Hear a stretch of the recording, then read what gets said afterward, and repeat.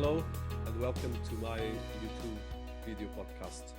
My name is Dinis Guarda and I'm here to talk about ideas and the biggest challenges and solutions to the problems humanity is facing. We're looking at the questions, the answers and the challenges and how we can think bigger and out of the box and make the world a better place. I profile and interview global top thought leaders, influencers and inspiring people and global industry and governmental personalities that are shaping and creating new narratives, solutions for the world, for our countries, society, and business and industries. These podcasts and video series are part of a platform that we created that is citiesabc.com. That is a new wiki for AR, intelligent smart cities, tech digital platform for reinventing and uniting cities, universities, organizations, and all of us citizens that live in cities and in nations. Today, we have with us Mr. Takemoto Naokazu, that was born in Japan in 1940 and in Osaka, and he's been a leading personality of the government of Japan for the last decades, and he graduated from the Faculty of Law in Kyoto University. And then he studied and graduated in the School of University of California, Berkeley in the 80s. Therefore, Mr. Naokazu has been leading major roles in the Japanese government and politics, and as well has been elected a member of the House of Representatives since 2000, followed by Director, Standing Committee on Constructions in 2001. In 2002, he became a Parliamentary Director General for International Bureau of the Liberal Democratic Party and Secretary for Economy, Trade and Industry and Deputy Director, Economy, Trade and Industry Division and Policy Research Council following that position. Among some of the positions that Mr. Naokazu has been leading is the Minister of Construction, State Minister of Finance, Parliamentary Vice Minister of Health, Labour and Welfare, Parliamentary Vice Minister of Economy, Trade and Industry, Chairperson, Deliberative Council for Political Ethics, and in September 11, 2019, Mr. Naokazu was appointed Minister of Information and Communication Technology, IT, Policy, Minister for Special Missions, Cabinet Office, and Science and Technology Policy, Intellectual Property Strategy, Cool Japan Strategy, Space Policy for the Japanese government. Mr. Naokazu is a leading personality in Japan and has been leading all these different political and leadership positions, but as well someone that understands the history of Japan and the different innovations and what makes Japan so special in the world dynamic of countries and the world dynamic of cities and nations. Welcome on board to this series. It's an honor to have you here. We would like to have a bit of background overview and your history if possible. Can you tell us about your education? You've been studying in major universities in Japan and in the USA, and you have been going through all the challenges of Japan. So could you tell us a bit about your profile and your background to start? I myself was born in Osaka, the second largest city in Japan, okay? And I finished my undergraduate at Kyoto University in Kyoto. And after that, I entered the Ministry of Construction as a government official in this ministry. And since 2 years later, I was sent to the United States to study administration, business administration, and public administration. And I finished my graduate program. I graduated from the University of California at Berkeley within 1 year. And after that, I went to Columbia University. I stayed there another 1 year. And I came back to Tokyo. And since that time, I have been working for the government for more than 25 years. And 1996, I entered the political circle as a representative of our diet, okay? And I have been a parliament for 25 years already. 25 okay? years. Yeah. And now, I'm now I'm working as a state minister of technology and IT and some others as a strategical minister for the government. So you have an impressive career that took you in terms of leaderships as Minister of Construction, State Minister of Finance, Parliamentary Vice Minister of Health, Labor and Welfare, and as well a lot of other roles within the Japanese multiple governments in the last decades. So in terms of the highlights, could you tell us a bit of the highlights of that work serving the Japanese government and as well the different iterations you saw in terms of the Japanese economic and developing in the last decades?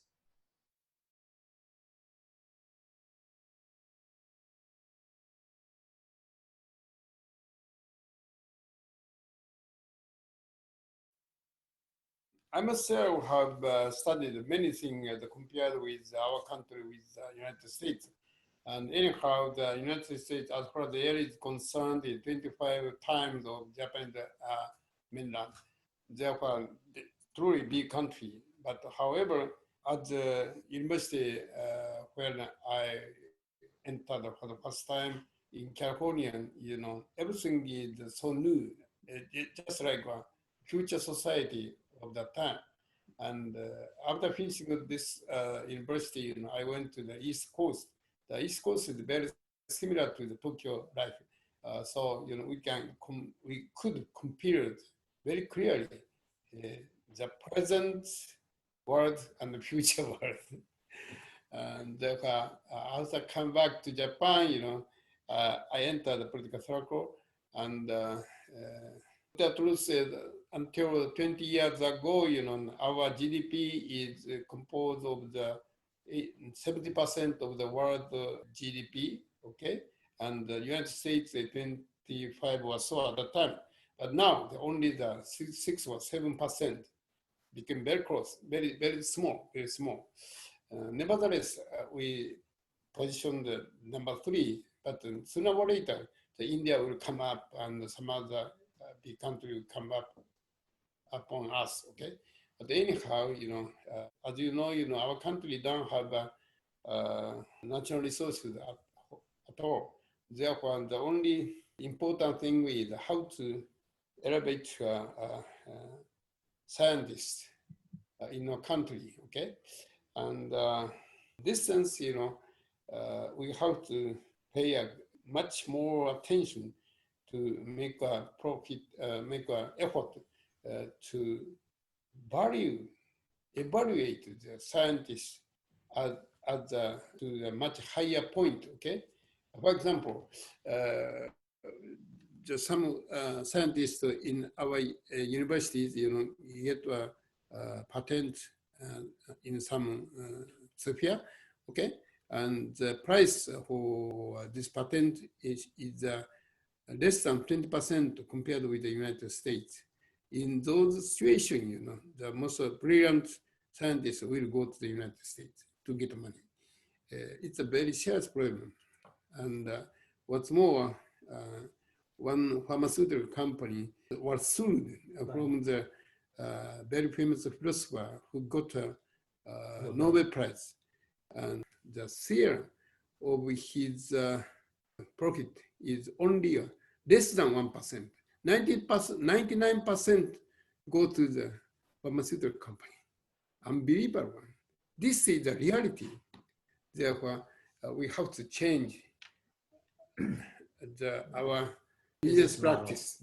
Yeah. I would like to them to be the same business practice, business world as the European countries. Okay. That's my my most important theme for me to do.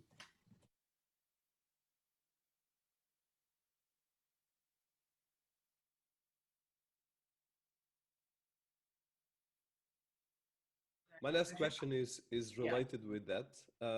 So in the last 50 years, as you mentioned, Japan has become a global leader in innovation and Mm, technology. mm, And like you said, although it's a country without resources, Japan is by far right now the third economy in the world. Probably in terms of technology is the second, and as well still leading in a lot of areas of technology, innovation, science, as you mentioned. So, what we would highlight as the strength of Japan, and as well some of the policies and strategies that Japan has been taking, and I know that you're leading as well this part of the country, which is the most important thing right now for the world.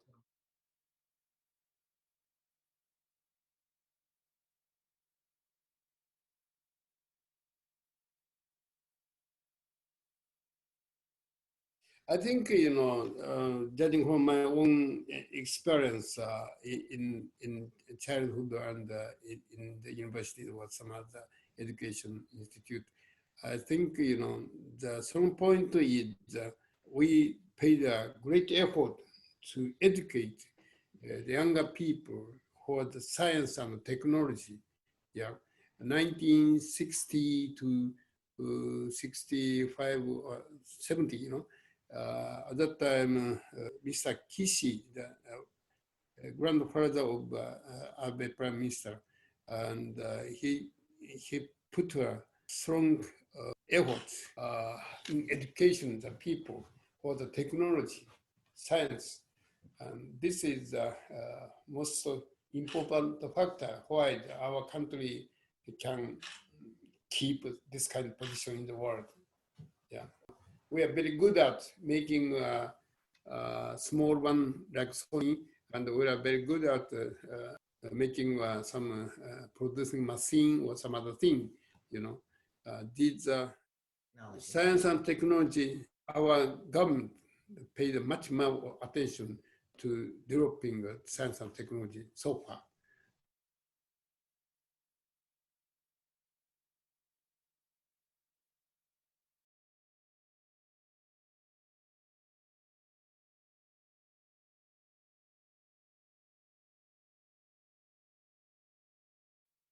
One of the things that Japan has been leading the world is with the new areas of the so-called Society 5.0 that was taken by the Japanese government and the Chamber of Commerce of Japan.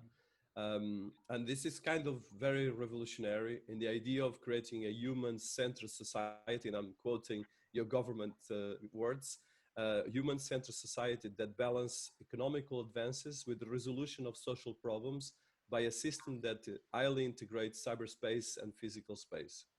So the Society 5.0 was proposed in the fifth Science and Technology Basic Plan as the future society that Japan should aspire to. So can you let us know about the Society 5.0 plan that Japan has been leading, and which is kind of revolutionary around the world?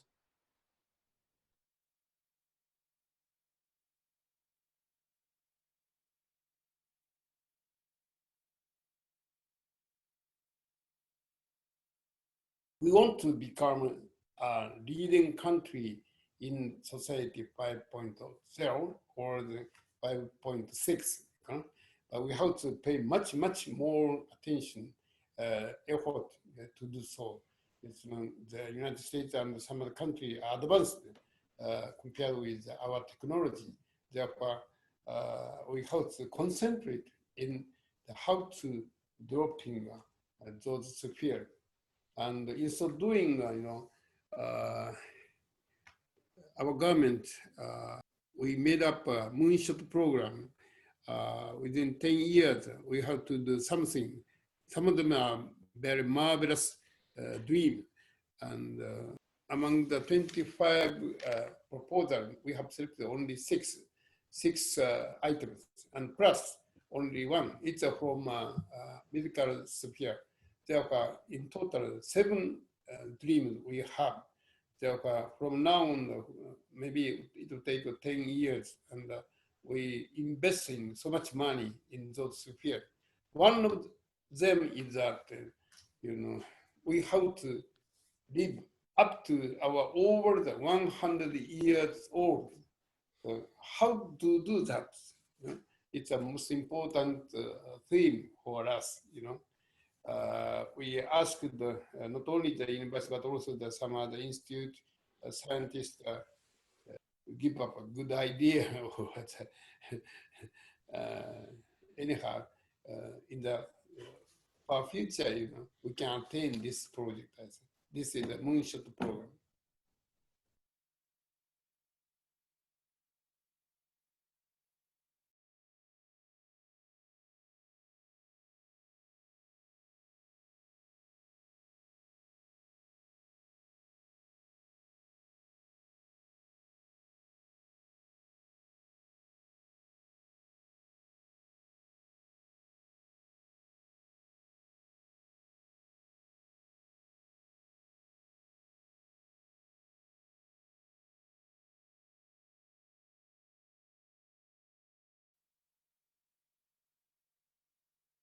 Another question I have related with that is Japan is one of the societies that is that lives more in on Earth at all.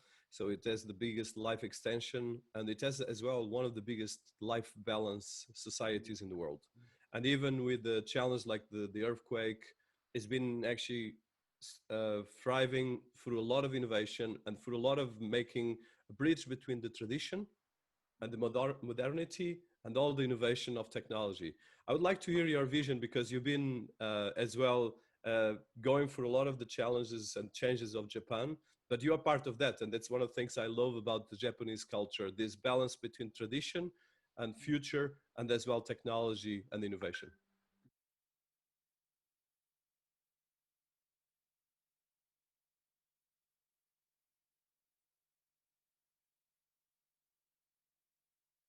Country has been plagued with so many casualties and natural disasters.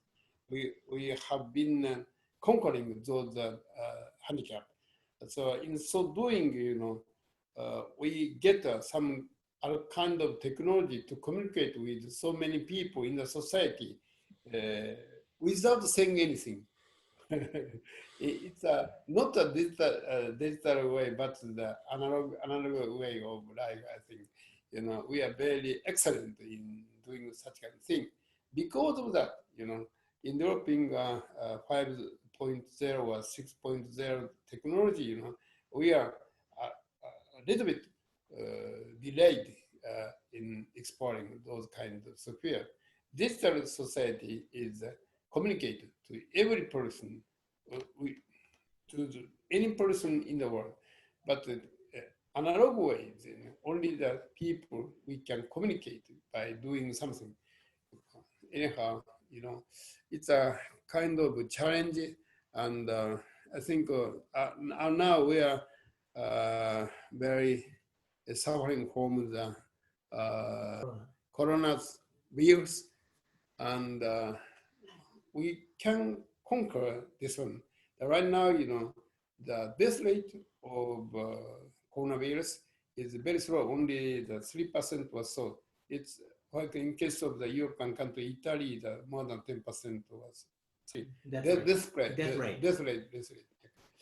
And it's because of our lifestyle, because of our own experience to have defended so many casualties by communicating or by assessing something, the sphere of our doing, with the communication. Okay, behavior of Japanese people communicating with other people, because of that, lifestyle. we can reject the coronavirus. Well, it's a point, I think, Japan lifestyle is quite different from the Western style. In case of Western style, the people have changed the nature by developing so many places, okay? And but in our case, we have lived with nature. Okay? You are destroying nature, but we have been living with nature, very basically. Therefore, I think coronavirus is the result of the too much development, too much the coexistence is our lifestyle.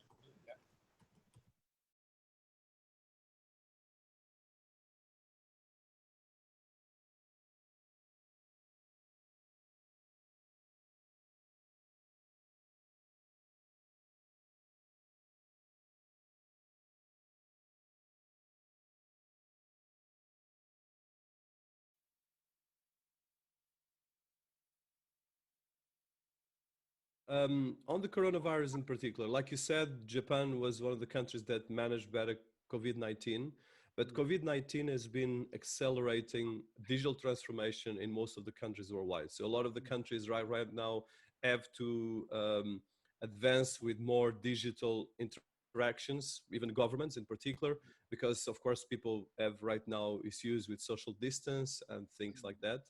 But one of the things that has been as well quite astonishing is that of course there's a huge economical and financial impact, and as well we have as well things like what is happening, especially I know that the Tokyo had the Olympic Games that had to be delayed, so there's a lot of consequences economical, but as well there's a an adaptation in terms of a lot of these things. So what is the Japanese government looking at these areas right now of accelerating digital transformation that a lot of countries that were not so developed are right now pushing forward?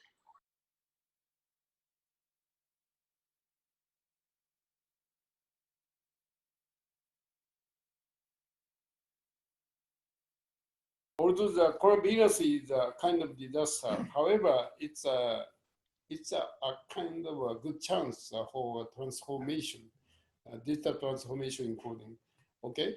And therefore, in this case, our government issued so much money, almost the 50% of our GDP. Therefore, our GDP is 500 trillion, okay? And 6% is for consumption, okay? In this case, to this consumption, we added 2,300 trillion yen in the market. Therefore, most of the people have money. They don't use now, but sooner or later, they began to use this money in the market, okay? My guess, it's not an official one, but my guess is within, better speaking, 1 year, Japan's economy become very strong, I think, just because, the big companies have kept 460 trillion yen in their body, okay? Internal revenue. So they have cash flow.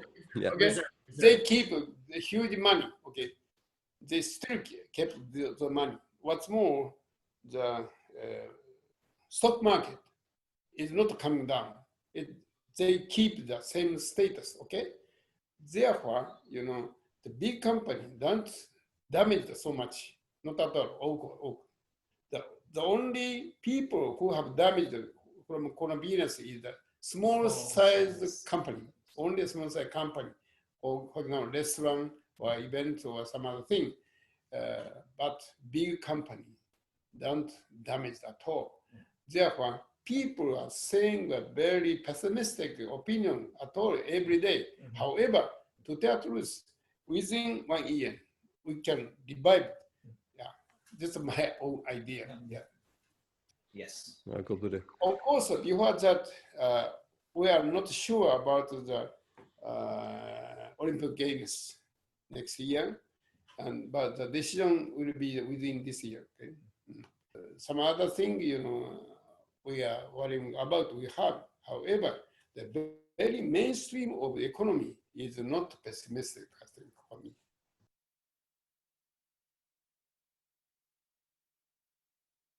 What are the main goals that you have in terms of the technology and the challenge that you see for the new innovation related with specifically software changes, artificial intelligence, and other areas of singularity and things related with science and technology. You touch a bit, for instance, developments on technology, on specifically science related with healthcare. And I know Japan is one of the best healthcares in the world. So how do you see this from a perspective of your ministry?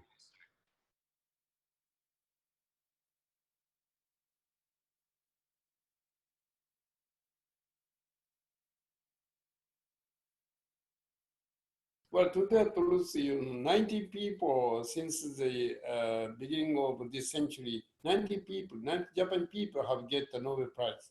This is the second in the world, the number Yes. one in the United States, as you know.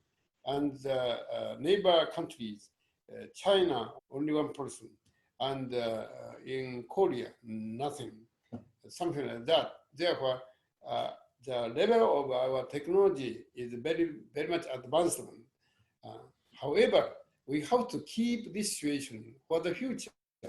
In that sense, I'm not so sure about the possibility.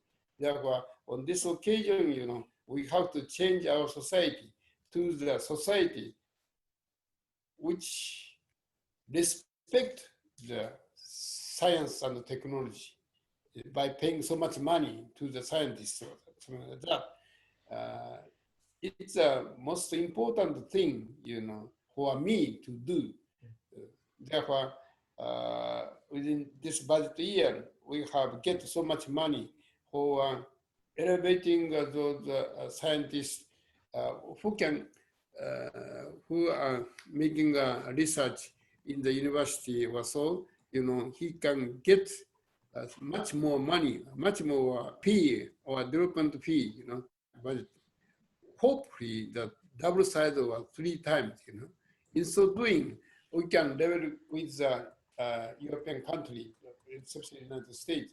Then, we can keep on producing the Nobel Prize as we have done in the past. Yeah, that's my idea.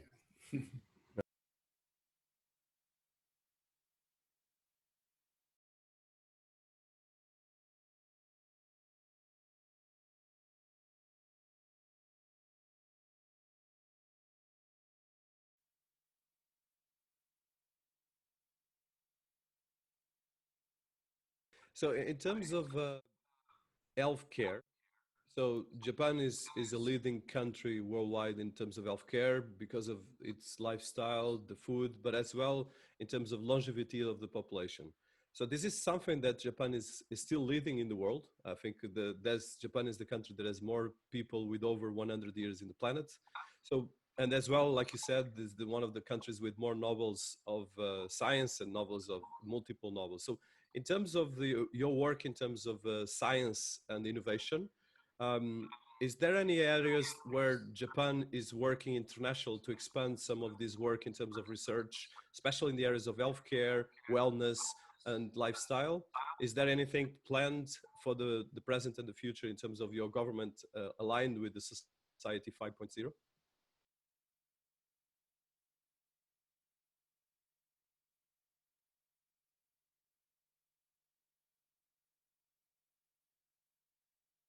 Our government has kept insurance Insurance, yes. perfect. This insurance applies to all the people of Japanese society. Okay, it's a very good point.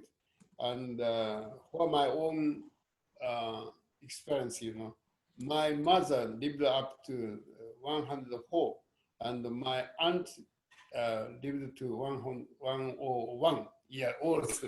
Such Wow. kind of longevity. Okay, and why this is possible that I think, they can protect by the health insurance, and they can sustain a certain level of income to the end of their life. But this kind of thing is the most important one for the longevity.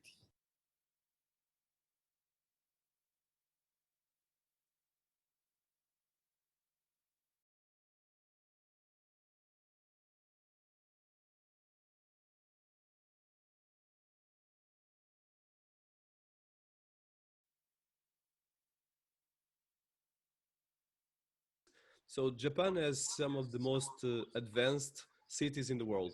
So you have Tokyo, you have Osaka, and other things. Could you tell us a bit about this innovation that comes out of the cities?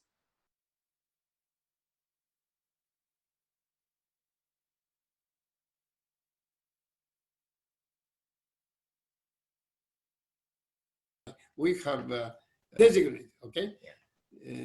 Tokyo, Nagoya, Nagoya and Kansai. Kansai means Osaka, Kyoto, Kobe, three cities, and Fukuoka. You know, whole area we have designated as a new type of Silicon Valley. Now our power is very low compared with the true Silicon Valley. However, in the very near future, we can grow up unicorn, maybe 20 or 40 unicorn we can develop. So in order to do that, you know, we have to collect so many brilliant persons from the world, not only by Japanese people, but also from so many brilliant people from India or some other European country or so. So in so doing, we can hopefully become a world center of the people who can have so much talent, you know, very mysterious and very successful city. We dare to make this kind of city by our government's power.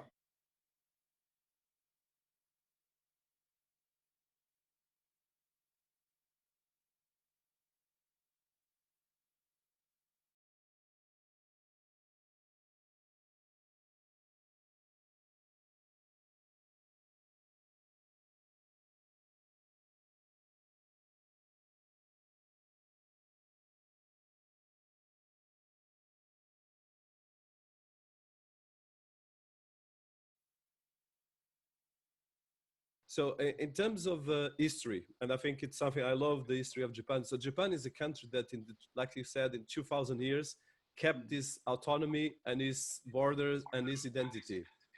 I would like you to elaborate on that because that is quite unique. I think there's no country in the world that has 2,000 years of history, always with the same cultural strengths and the autonomy. Because if you see all the other empires have been going down, have been changing, even the frontiers and so forth. So I would like to touch that because I think it's quite important, this longevity of the history of Japan.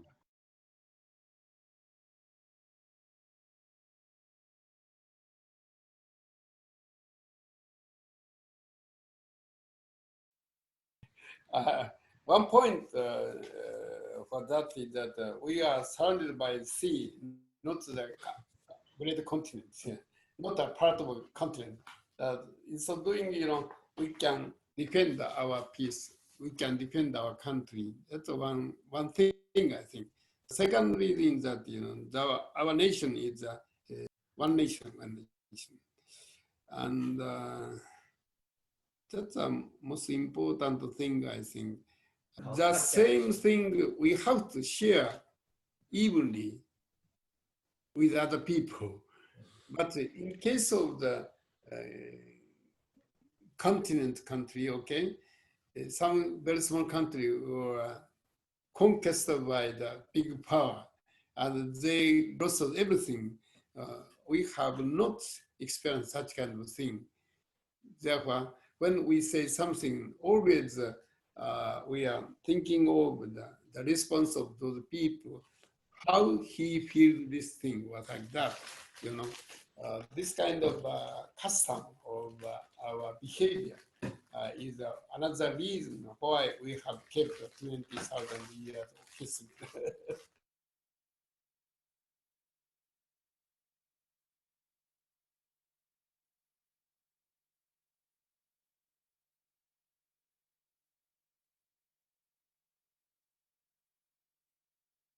Yeah, one question is more for you personal. I think it's you've been having a fantastic profile in multiple roles within the Japanese government, and I think it's something that is impressive because you've been having, as I mentioned before, but I want to highlight this for the interview, You've been having roles.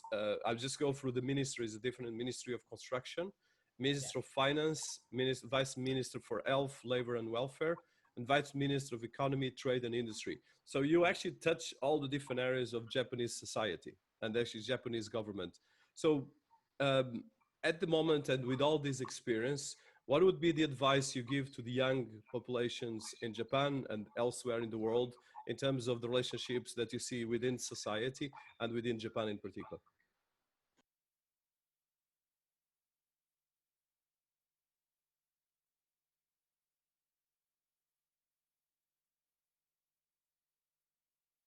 I'm already watching the world. I'm already watching all the world in many fields, okay? In so doing, we can make a decision to do something for other policy, okay? Therefore, in that sense, I'm keeping a special position in our political circle, I think. My opinion is not always supported by the certain ministry, but I propose something judging from my own experience or my own overview of the world situation. And what's more, I'm already thinking of world history, Japanese history. Yeah. Therefore, at this moment of the world, I think, our experience, we have built up this modern society with almost 1 century, okay? And Meiji restoration or something like that, we can have, we have a long history. It's a kind of asset, I think. Yeah. In case of the United States, they only have 200 years. We have 2,000. Yes, completely. You Right. finished. Okay. All right. Well, thank you so much. No, we thank you. It's been an honor. Thank you so much.